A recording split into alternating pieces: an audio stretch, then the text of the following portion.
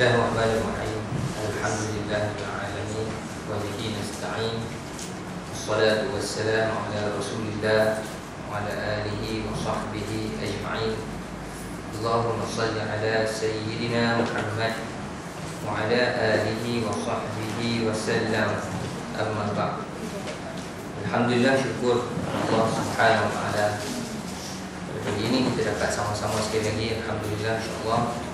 Mudah-mudahan pertemuan kita ini sentiasa berada dalam rahmat dan keridhaan Allah Subhanahu wa taala. Baik, pada pagi ini insya-Allah kita akan bincangkan tajuk sifat mahmudah seterusnya. Kalau pertemuan kita yang lalu kita telah bincang sifat mahmudah yang paling tinggi martabat dah, paling ultimate dah. Apa dah? Apakah sifat mahmudah yang paling tinggi martabat dah? Keng-keng. Yang kita kata tu, di ultimate dia, yang paling tinggi martabat di antara semua sifat mahmudah ialah syukur. Syukur. Itulah yang kita bincang pada bulan yang lalu. Habis dah sebulan. Ini dah masuk bulan baru pula. Nak masuk tahun baru pula.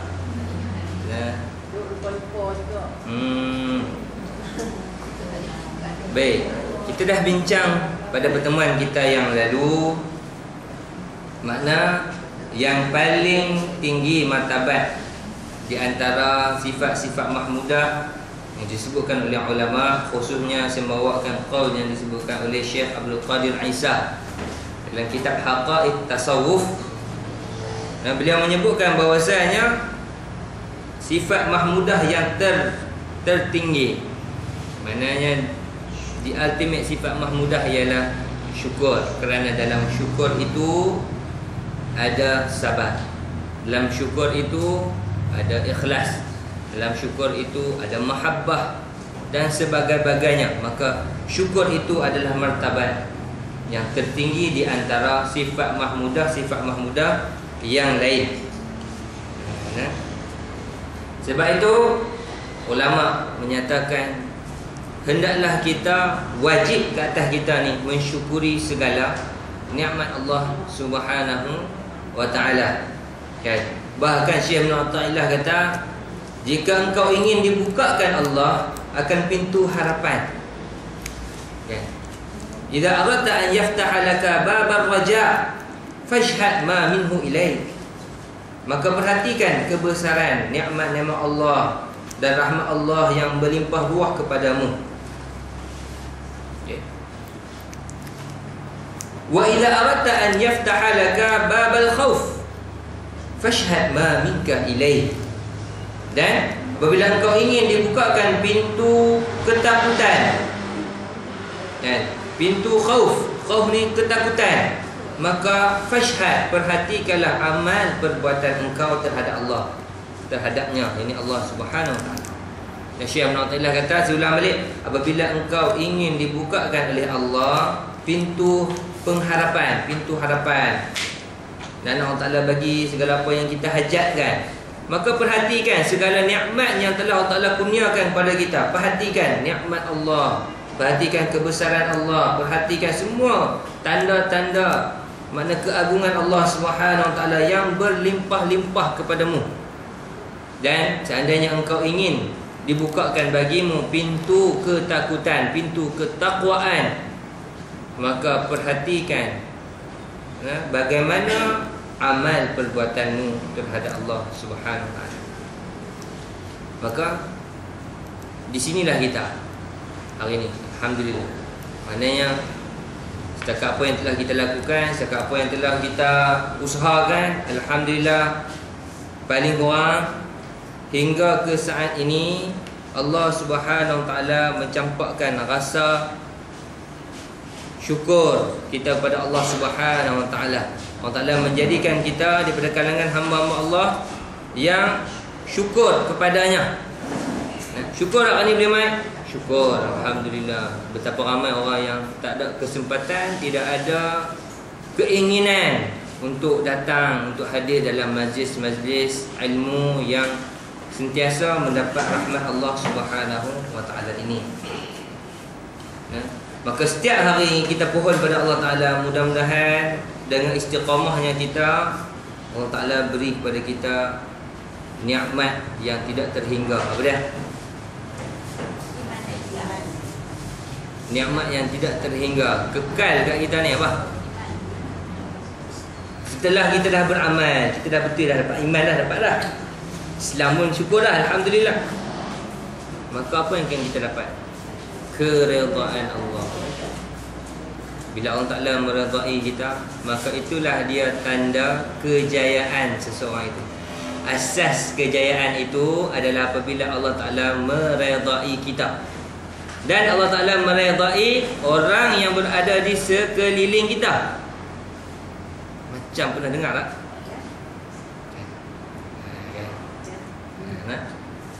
Allah Ta'ala meredai kita, Allah Ta'ala meredai orang yang berada di sekeliling kita. Dan amalan yang kita buat adalah amalan yang musmiran, amalan yang berbuah. Musmiran ni dia berbuah, dia berlipat kali ganda. Kalau kita sedekah, sedekah tu jadi sedekah jariah, walaupun kita dah mati, pahala tu tetap berterusan. Duit yang kita infakkan ke dalam paksi ni, duit yang kita infakkan untuk pembinaan masjid, pembinaan madrasah, bantu orang-orang yang susah, maka manfaatkan sedikit harta yang kita infakkan itu ke jalan Allah Ta'ala. Kita walaupun telah pun mati atas muka bumi ini, pahala itu berterusan sampai kepada kita. Dan kalau tak ada harta, ilmu yang bermanfaat, yang mana kita duk belajar setiap hari, yang mana kita duk perbetul diri kita, kita sampaikan balik kepada anak cucu cicit kita. Maknanya mereka nanti taat pada Allah, kita juga dapat habuan juga insya-Allah, kerana kita telah mendidik mereka dengan sebaik-baik didikan. Ya. Baik, hari ini insya-Allah kita akan bincang satu lagi tajuk, sebenarnya tajuk yang besar. Dan bagi saya rasa tak cukup masa kalau kita nak kupas dua-dua tajuk. Sebab tajuknya ialah benar dan ikhlas. Ikhlas ke benar? Ikhlas dan benar. Ikhlas bukan benar. Ha? Sebenarnya benar dulu pun. Orang boleh cakap benar tapi belum tentu ikhlas. Tapi bila dia dah ikhlas, insya-Allah pasti dia bercakap benar. Sebab itu dia dua maqam yang berbeza. Cuma dihimpunkan dalam perbincangan kita dalam bab yang ketujuh. Ikhlas dan benar digabungkan sekali sebab memang hampir sama tetapi tidak serupa. Hampir sama tetapi memerlukan kepada sedikit pecahan-pecahan pengkhususan untuk membolehkan kita faham akan martabat-martabat yang disebutkan oleh ulama, sifat-sifat mahmudah ni. Ya. Sebagai muqaddimah, saya nak tunjukkan kepada tuan-tuan dan puan-puan sekalian. Tuan-tuan boleh tengok ni. Nampak?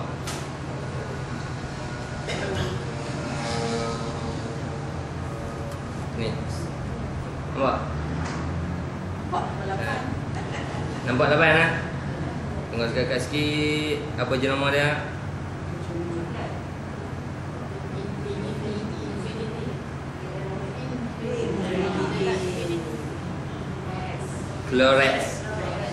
Clorex Infinity. Hafal nama ni. Ingat bentuk ni. Okey. Ni apa ni? Coklat chewing gum. Siapa suka makan ni, jadi ada orang yang jadi makanan ruji dia.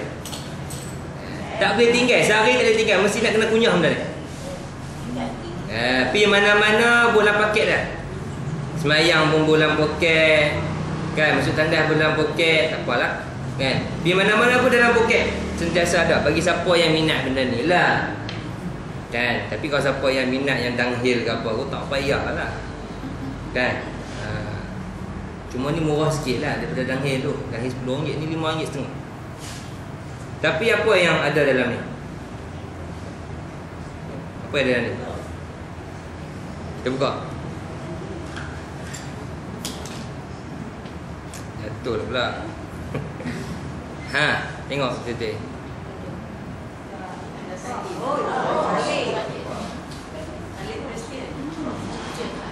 Tuntun kata apa ni? Salib kan? Memang salib. Kita tak tahu nak sebut apa, corak apa ke apa ke, tapi kita faham corak ni salib. Kalau tak sengaja kan, kalau syarikat ni dia buat secara tak sengaja, mustahil corak dia macam ni kan. Maknanya dia dah ada perancangan dah. Mesti dah ada perancangan dah ni. Setiap orang yang akan makan gula-gula ni, nampak tempat berkulang gula-gula kat sini. Ni tempat keluar gula. Setiap kali nak makan kena berkeluar, akan kena tengok benda ni. Setiap kali nak makan mesti akan tengok salib ni. Dan dia pun ambil simpan dalam poket dia. Dia pun duduk semayang. Dia pun pergi mana-mana, nak makan lagi, buka lagi, tengok lagi salib ni. Macam mana tuan? Ini benda yang halus yang digunakan oleh orang-orang Kristian. Yang ni ada yakin.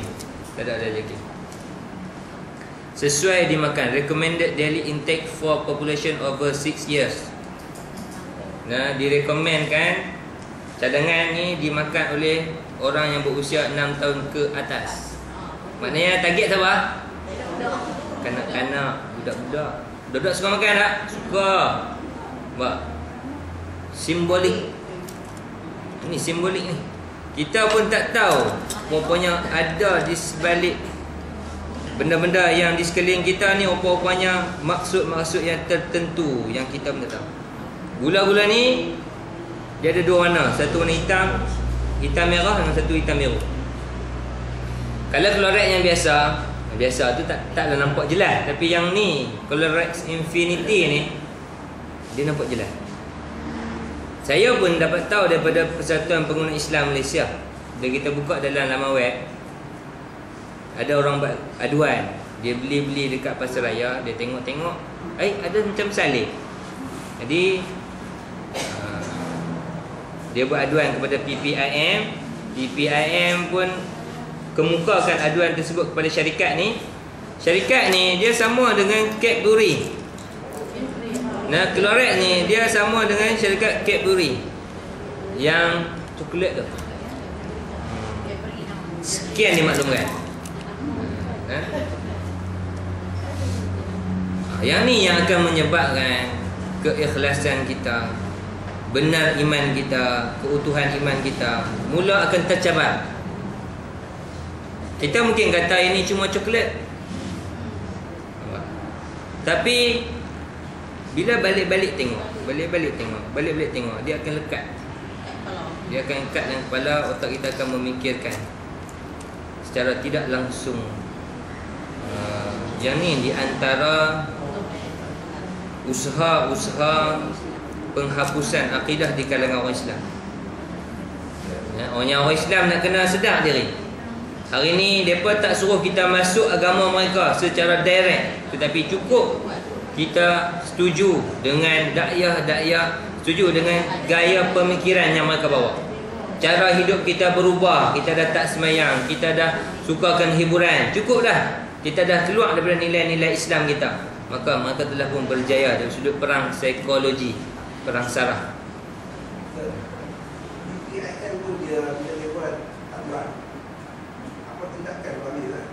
Setakat yang masa saya tengok dulu ni, ketika itu tidak ada maklum balas. Syarikat berkenaan cuma berkata akan mengambil tindakan susulan, akan ambil maknanya akan mereka semak balik lah benda tu. Itu je lah jawapan standard yang diberikan. Tapi benda ni disebar ni dulu tak ada ni kat tempat kita. Lah baru ada, baru masuk dalam pasar. Bukan cari untuk nak beli apa, tapi kita bimbang. Mak saya, mak mentua saya kan, mualaf kan, bekas Kristian. Di antara salah satu cara mereka di antara dalam proses pengampunan dosa selain pada Mereka biasa buat minum holy water dan sebagainya. Mereka ada juga bagi gula-gula suci tu ada bentuk di antara bentuk ni bagi. Kita pun tak tahu ke tercampur dengan apa-apa. Sebab tak ada halal jakim. Jakim tak. Ya. Seronok makan, tapi kena ingat juga kita bimbang akidah kita terhakis sedikit demi sedikit. Sebab itu bila kita membicarakan tentang ikhlas dan benar, maka ia bertitik tolak kepada tahap mana keimanan kita, kefahaman kita, kenalnya kita kepada Allah Subhanahu Wa Taala sejauh mana. Lagi tambah kenal kita pada Allah, lagi tambah kuat iman kita. Lagi tambah kuat iman kita, makin rajin, makin derah amalan kita. Makin derah amalan kita, makin bertambah rasa sayang, rasa cinta dekat Allah. Bila dah tambah rasa cinta dekat Allah, makin tambah rindu nak kembali pada Allah, rindu nak bertemu Allah Ta'ala. Maka dapatlah kita kelazatan iman, kemanisan iman, yang mana kemanisan ini tidak akan dapat dihuraikan dengan kata-kata. Martabatnya, kita berada di mana, maka itu persoalan. Baik, kita lihat dalam kitab kita dulu, insyaAllah. Bismillahirrahmanirrahim. Ikhlas dan benar. Mereka yang sentiasa membersihkan amalannya dinamakan orang yang ikhlas.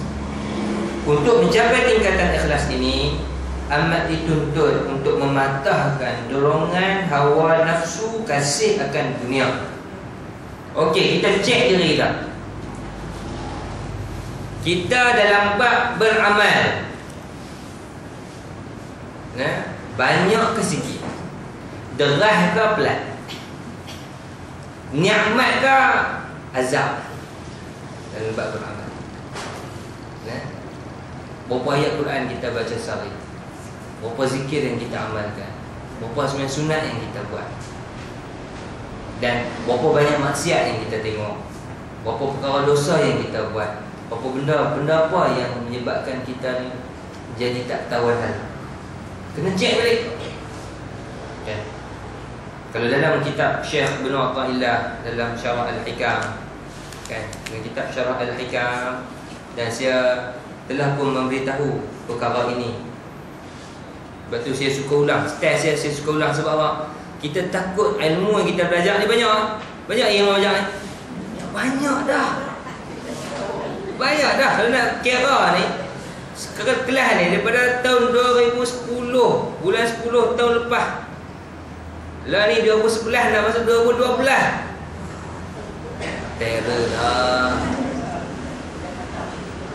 Cuma kita takut ilmu yang kita ada itu sekadar dalam buku kita. Sekadar tu pun kalau ada dalam buku. Kalau buku pun tak ada, tak payah, hilang entah ke mana. Sebab tu ilmu ni kena ulang, muraja'ah multazamah. Itu tu guru saya pesan. Nak dapat satu ilmu itu mesti muraja'ah multazamah. Apa dia? Revision. Ulang kaji, tetapi secara multazamah, maknanya dengan bersungguh-sungguh. Sentiasa ulang. Paling kurang dapatkan flashback. Flash tu dah pergi dapat. Walaupun tak ingat semua, pergi teringat sikit pun jadi. Makna itu di antara kunci untuk kita ni nak dapat ingat. Selain daripada kena tinggal benda-benda yang lalai yang kita suka buat. Kan saya pernah cerita dulu dalam perbincangan kita juga, dalam kita ni nak mencapai tahap keimanan kepada Allah Subhanahu Wa Taala, manusia ni dia terpecah pada 4 golongan. Golongan yang pertama, ada yang mereka yang cahaya iman dia, nur iman dia melebihi zikir dia. Ingat tak? Ingatkanlah. Yang kedua, ada yang zikir dia melebihi cahaya iman dia. Dan yang ketiga, zikir dan cahaya iman, nur iman itu selari, sejajar, sama. Ingat.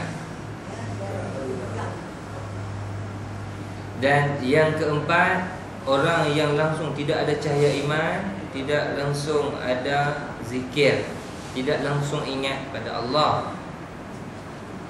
Kita kena cek diri kita setiap hari.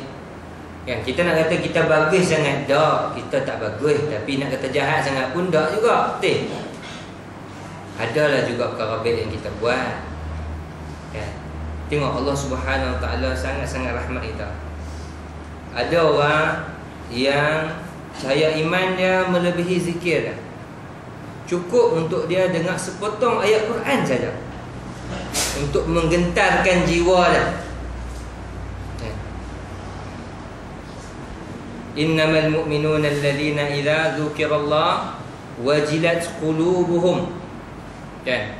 Wa idza tuliyat alaihim ayatuhu zadatuhum imana. Kan? Sesungguhnya orang beriman itu apabila dibacakan, disebutkan nama Allah, gemetar hati dia. Gemetar hati-hati mereka. Dan apabila dibacakan ayat suci Al-Quranul Karim, maka bertambah keimanan mereka. Ini contoh orang yang cahaya iman dia melebihi zikir dia. Cukup untuk dia dengar sepotong ayat Quran, dah gentak jiwa dia, rasa Allah subhanallah, mengalir air mata rasa. Dia dapat rasa keagungan Allah Subhanahu Wa Taala, dapat rasa rendahnya dia di sisi Allah Subhanahu Wa Taala. Dan ada orang yang kena berhempas pulas, kena zikir banyak, ingat Allah Ta'ala banyak, buat amal soleh banyak-banyak, barulah dapat meningkat iman dia, cahaya iman dia barulah bertambah. Kan? Kuliah pun pi, semayang jemaah pun pi, sedekah pun bagi, buat amal soleh lagi, macam-macam. Baru naik setingkat, baru naik selangkah. Tapi naik tak? Naik juga, alhamdulillah. Untung nak orang ni, untung juga. Walladzina jahadu fina lanahdiyannahum subulana. Mereka yang bersungguh-sungguh pada jalan kami, kami tunjukkan bagi mereka, lanahdiyannahum subulana. Kami tunjukkan bagi mereka jalan-jalan kami. Allah tak ada cenderungkan kita. Bila kita ni dah bersungguh-sungguh, betul kata nak jadi orang yang baik ni, betul Allah Ta'ala bagi jalan. Ada kelas mengaji tang ni, saat-saat lagi ada orang abang ni, ada benda baik ni, ni ada program ni, nak buat apa ni, bengkel apa ni, kan, ni bengkel tahfiz Quran ni, Ustaz Rijal nak buat pula ni, insyaAllah. Makna dia akan menyebabkan orang itu bersungguh-sungguh dalam beramal. Dua orang yang awal ni untung. Dan paling kurang orang yang ketiga sama banyak, seimbang, selari. Dia beramal, naiklah iman dia. Dia tak beramal, tak naiklah iman dia.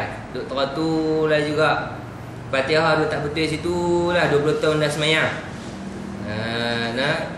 Umur dah 50 dah, Fatihah duk tak betul situ lah, duk walad do. Kan? Maka hitung diri tak. Jangan sampai jadi orang yang keempat, saya iman langsung tak ada, zikir pada Allah pun tak ada. Sebab tu bila kita ni termasuk dalam golongan orang yang mengingati Allah, maknanya Allah Ta'ala telah muliakan kita. Muliakan kita. Walaupun kita ni cerai juga, walaupun kita ni rajin buat jahat juga, tetapi kita ni masih ada rasa ingat ke Allah. Kalau tiba waktu semayang masih rasa teringin nak semayang, rasa gelisah kalau lambat semayang. Kan? Zuhur masuk waktu dah, orang azan dah, kita ni duk lalai lagi, duk pergi mana-mana lagi. Tapi tengok orang lain, ada orang lain yang bila sebelum masuk waktu zuhur dah tunggu dah, dah bersiap dah. Dan sebelum masuk waktu semayang maghrib dah siap dah, pergi dah masjid. Kalau kita mungkin baru, kalau yang lelaki baru habis main sepak raga, tu pun tak tunggu azan. Tunggu azan dulu habis barulah balik. Tu pun tak balik semayang lagi, duduk dulu melepak-lepak. Okey, 8 suku. 8 20 masuk isyak. Habis. Itu buat jamak. Jamak apa? Jamak takyah. Pandai-pandai. Kita tak tahu kita ni bagaimana untung nasib kita. Ingat, al-umuru bi khawatimihi. Setiap perkara tu adalah apabila perakhirannya. Begitu juga dengan usia kita. Umur kita mengikut bagaimana kita habiskan. Okay. Kalau siapa yang masih ingat, saya pernah kata dulu, aish ma syi'ta fa innaka mayyitun wa ahbib ma syi'ta fa innaka mujziyun bi'a fa innaka mufariquhu wa'mal ma syi'ta fa innaka mujziyun bihi. Sekarang siapa belum terjemah? Hiduplah seperti mana yang engkau suka, tetapi sebenarnya engkau adalah mayyit. Engkau adalah mayat. Engkau ni jenazah. Ingat, hiduplah, nak ikut hidup macam mana pun, nak seronok macam mana pun. Tapi ingat, engkau akan mati. Kita akan mati. Cintailah siapa yang engkau suka, tetapi pasti engkau akan berpisah dengannya. Dan beramallah apa saja yang kau suka, tetapi engkau akan dibalas mengikut apa yang kau amalkan. Ya? Tuan-tuan, ada orang nak mati, dia nak bunuh diri, tapi tak boleh mati. Nak bunuh diri lah, tapi tak mati. Macam mana? Kesian lah. Nak bunuh diri sekali, tak mati. Kesian. Tapi itulah kata kita ni, mati kita atas qada dan qadar Allah Subhanahu Wa Taala. Tanda Allah Taala rahmat kita, Allah Taala bagi peluang kita. Sebab tu kita buat jahat banyak pun Allah Taala tak cabut nyawa kita. Kan, Allah Taala bagi peluang, chance demi chance. Kan? Okey, kita tengok satu. Saya nak tunjuk satu lah. Sekadar berkongsi. Hello anak, malah seorang-seorang yang berada. Baik.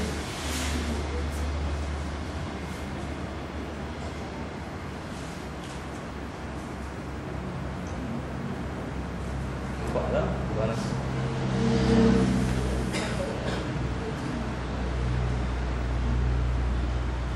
Mana dia paksi? Ni.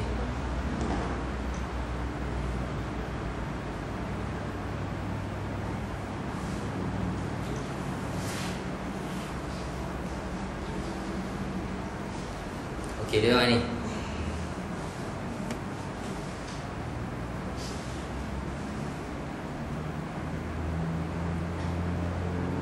You can go until he want you to go. Gitu. Faham? Allah Ta'ala dah tetap lah. Kita ni bukan dia nak mati. Bila Allah Ta'ala nak kita mati, barulah kita nak mati. Ni muzik dia tak berkenan ni.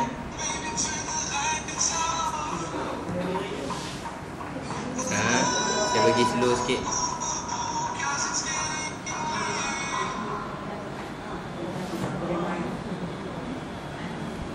Okey, kita ulang balik, tengok balik. Okey. Sini.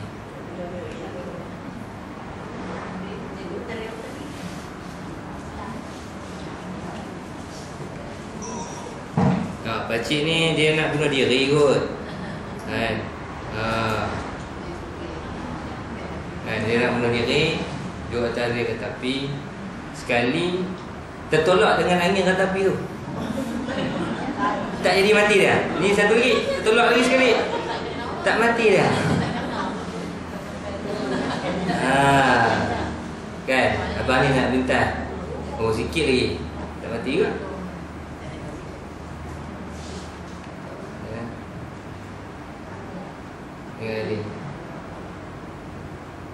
Tengok ni, tu terjatuh, sempat agak bangkit.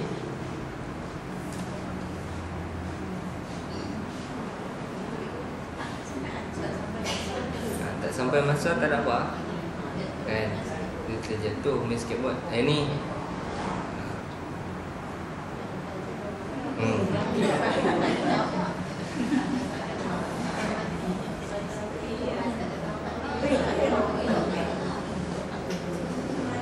yang kita kata mucuk, bukan mucuk kan. Allah Ta'ala qadakkan kita terselamat. Kan?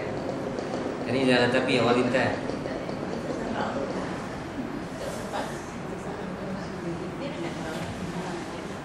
Nampak orang.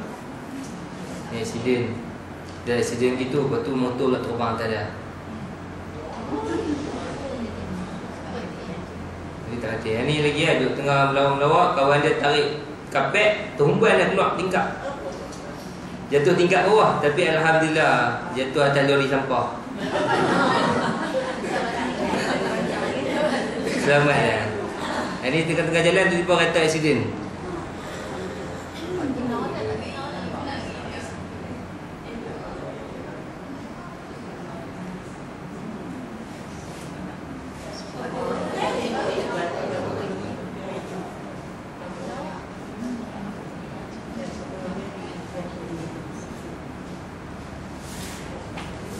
Ini accident. Tak mati juga motor. Ni makcik ni lagi kan. Siapa tahu kata nak accident, tak tahu.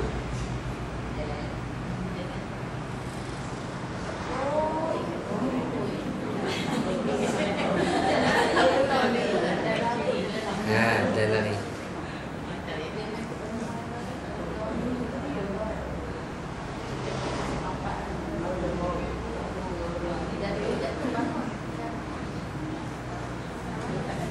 Sini seronok ambil gambar. Sekali. Oh. Tapi lalu bismillah.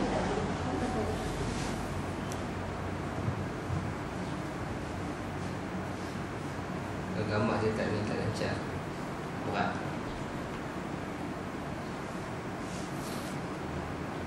Okey lah nah. Okey tu. Okay. Itu di antara contoh ya. Maknanya Allah Subhanahu Wa Taala bila Allah Taala bagi peluang kat kita, satu demi satu peluang Allah Taala bagi. Maknanya kita ini yang kita belajar kan dalam bab akidah, dalam bab qada dan qadar. Kita tak tahu bagaimana keadaan kita. Qadanya Allah Taala selamatkan kita, maknanya itu tanda rahmat Allah Taala. Allah Taala suruh kita ni kembali ingat pada dia. Tapi setengah orang dia menyalahkan qada. Setengah orang menyebabkan mereka ini jadi kufur lagi pada Allah Taala. Sebab tu kita kena pastikan kita ni sampai akhir hayat kita, kita mati dalam keadaan beriman kepada Allah Subhanahu Wa Taala. Kan? Kadang-kadang mungkin kita pun tak perasan macam mana kemuliaan yang Allah Taala bagi dekat orang tu bila dia betul-betul taat pada Allah. Kan? Contoh yang lain kan, kita cuba tengok ni ada lagi satu. Ini di Indonesia. Seorang guru Quran, ustaz mengajar Quran, 26 tahun dah meninggal. Jenazah dia masih utuh, masih kuat, masih elok. Tak ada rosak bah. Nah, saya tengok.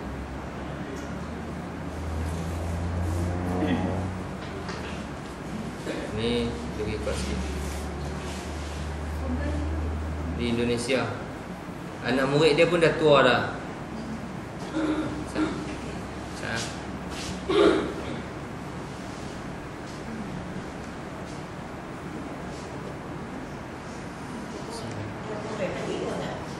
Dia berkorek sebab nak buat jalan. Tempat tu nak kena buat jalan. Jadi dia terpaksa korek. Tapi bila korek, maka dah berarti jenazah ni masih elok lagi. Jasad utuh 26 tahun dikubur, tapi jasad tak rosak.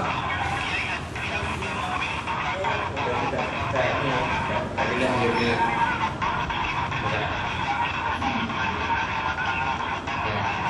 Ini di antara maknanya, ialah kita pun tak minta lah kan, nak diberikan kemuliaan sebenarnya apa, tapi maknanya Allah Ta'ala boleh tunjuk untuk ni anak murid dia. Nah, mantan murid Kiai Abdullah. Ni mantan.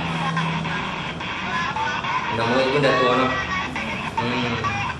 Dah 26 tahun meninggal, tapi masih lagi elok jasad dia. Subhanallah.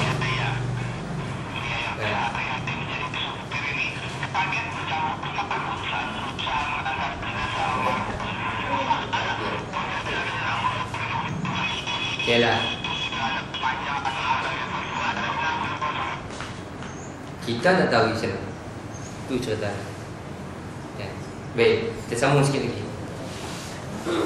Jadi maknanya orang yang ikhlas, orang yang benar ini adalah apabila mereka ini berusaha untuk mensucikan diri mereka dengan mengingati Allah Subhanahu Wa Taala. Kita kena ingat setiap kali kita ni membetulkan akidah kita, memperbaiki amalan soleh kita, iman kita bertambah, cahaya iman kita makin banyak. Nah, maka ini membawakan kepada kita insya-Allah untuk terus istiqamah dalam apa yang kita buat. Baik, kita baca lagi sikit. Amalan ikhlas dan suci dalam perbuatan, tutur kata dan ibadat akan dapat mendekatkan diri insan kepada Allah Subhanahu Wa Taala.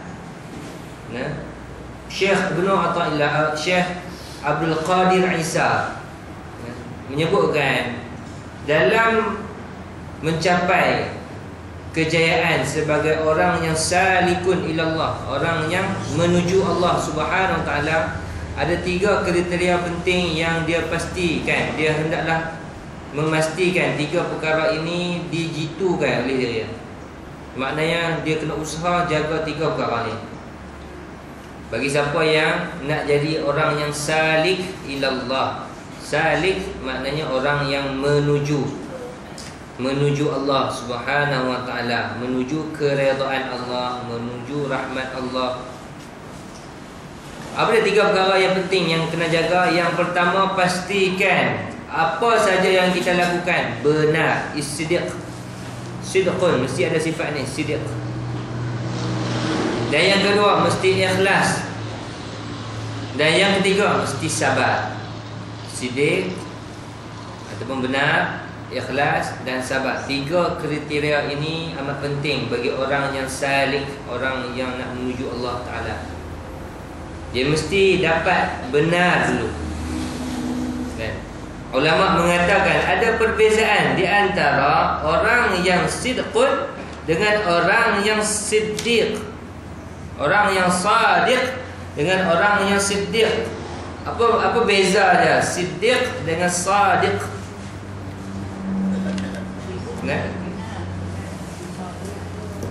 Berkata Abu Al-Qasim Al-Qushairi dalam kitab Ar-Risalah Al-Qushairiyah.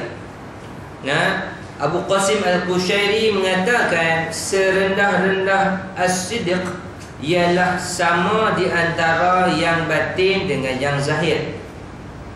Okey. As-sadiq ialah orang yang benar dalam kata-katanya. Tetapi as-siddiq orang yang benar dalam semua kata-kata, perbuatan dan hal ehwalnya. Ada beza. Kita nak kena dapat sampai title insya-Allah siddiq. Tapi kalau dapat sadiq pun boleh dah. Itu martabat. Maknanya martabat dalam siddiq ni ataupun benar ini dia ada 2 paling kurang. Mula-mula kita usah jadi orang yang sadiq. Sad alif dal qaf, sadiq iaitu orang yang benar. Makna orang yang benar ialah orang yang benar daripada sudut kata-kata. Dia cakap memang betul dia kata. Bukan dia tipu, bukan dia kona-kona, tidak. Tetapi orang yang siddiq, dia tingkatan satu tahap lagi. Ada perbezaan sadiq dengan siddiq. Siddiq sad dal qaf juga, tapi atas dal tu ada syaddah, siddiq.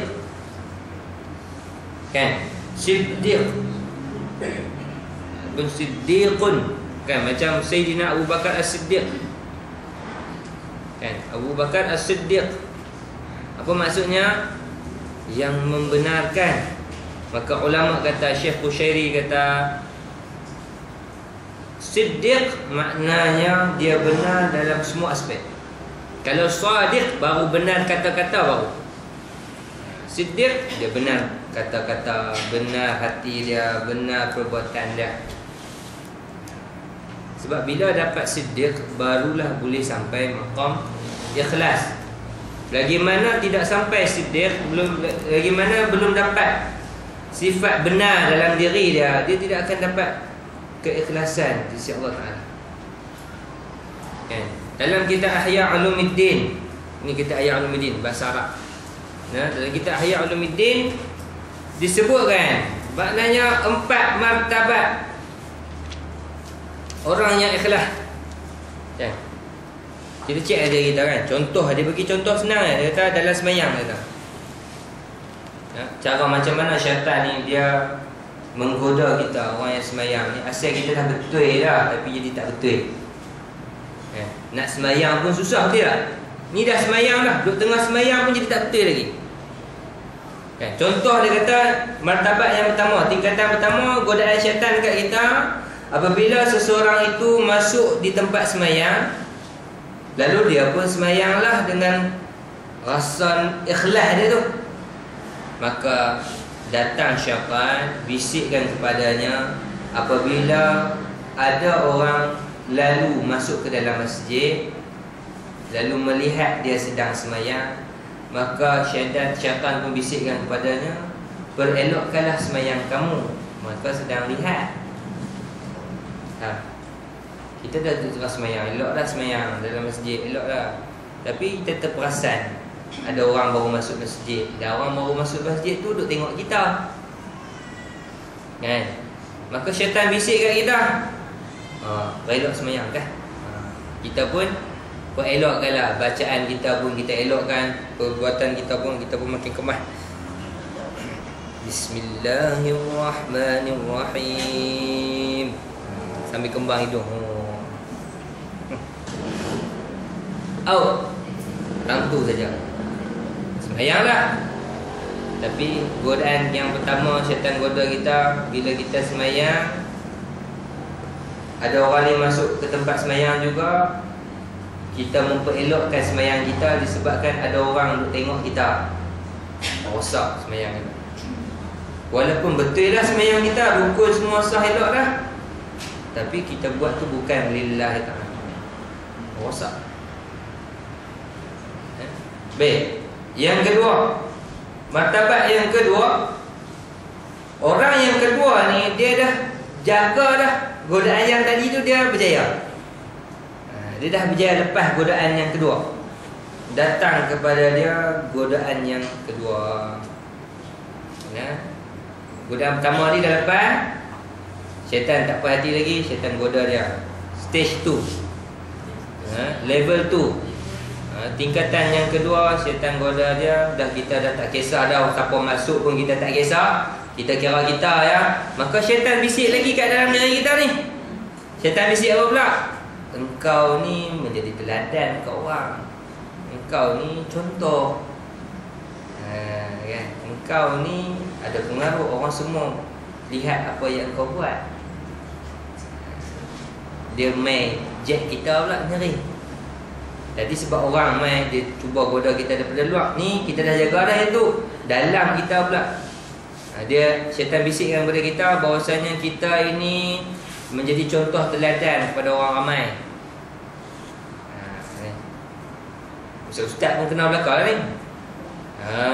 Kan, dia tengah-tengah semayang, aku ni ustaz, takkanlah aku ni nak buat lebih kurang kot semayang. Takkan jadi imam kena baca surah pendek kot, baca surah panjang. Nampak? Syaitan bisikkan dalam hati kita, kita ni menjadi contoh kepada masyarakat. Jadi kita kena buat elok. Serupa juga, terak juga yang ni, bungkus juga, rosak ibadat kita. Okay. Level yang ketiga, kita berjaya dah yang tu. Datang lagi peringkat yang ketiga, syaitan goda lagi kita. Kita dah berjaya dah yang tadi, maka syaitan goda kat kita. Walaupun kita ni telah pun tahu tipu daya syaitan, syaitan tetap tak puas hati dekat kita. Dia tahu bahawasanya dia ni kena ikhlas pada Allah Subhanahu Wa Taala.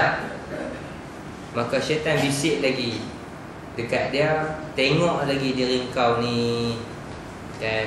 Bila tengah semayang, okey, engkau ikhlas, baik. Macam mana pula apabila engkau di rumah dengan engkau di masjid? Sama ke tidak?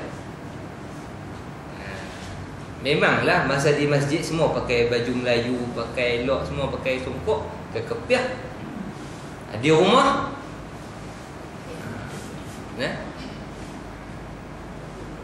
tak pakai baju, sarung keblekat saja, tak pun pakai baju pagoda pun berlubang-lubang. Kalau memang berlubang-lubang tak apa, ni koyak lubang. Sebab apa? Kat rumah, kan ada siapa tengok. Out juga tentu. Sebab kita buat amal soleh bukan bertempat mana-mana saja. Sebab bukan tempat yang ada ramai manusia, maka kita kena tunjuk teladan yang baik. Tempat yang tak ramai, orang yang tak kenal kita, maka kita ni tak apa. Kan? Macam kita lah kan. Kita ni macam saya lah, mana macam saya lah kan. Ni Ustaz Zaki ni. Tempat kat sini, kat belah Mandak Baru, Pak Buntak semua ni, orang perasan lah, kenal lah kan.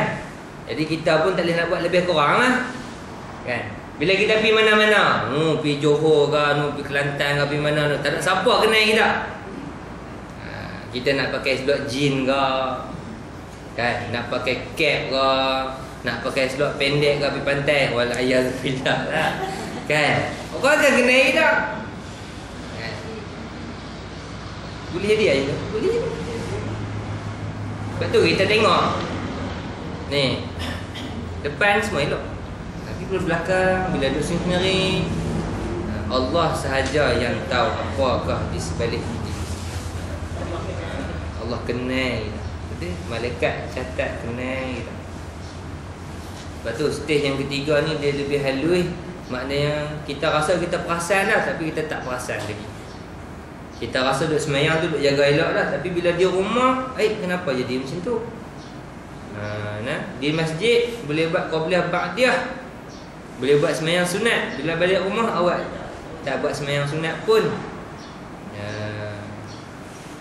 Kita kata kat diri kita baliklah, mana yang muhasabah balik diri kita. Berjaya yang ni, naik lagi level yang keempat. Ini di antara level yang tinggi, yang memang kita tak perasan punya, syaitan goda kita. Contohnya dia kata level yang keempat ni adalah level yang paling tersembunyi, yang tidak terperasan.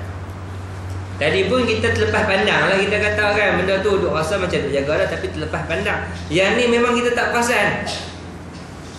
Contohnya, apabila seseorang itu mengerjakan sembahyang, lalu dia melihat, dia perasan manusia melihat dia, maka cepat-cepat dia ni kembali untuk menjadi khusyuk. Maka syaitan bisik kepada dia, engkau kena ingat Allah, engkau kena ingatkan kebesaran Allah. Syaitan bisik dekat dia. Sebabkan orang tu tengok ni, syaitan bisik kat dia, buat apa? Makna engkau kena ingat balik kebesaran Allah, keagungan Allah, kan? Tetapi selek dia kat situ, kita ingat dekat Allah sebab apa? Sebab tadi ada orang mai tengok kita semayang. Sebab dia tengok kita semayang tu, kita ingat kat Allah. Kalau dia tak tengok, kita masih lalai.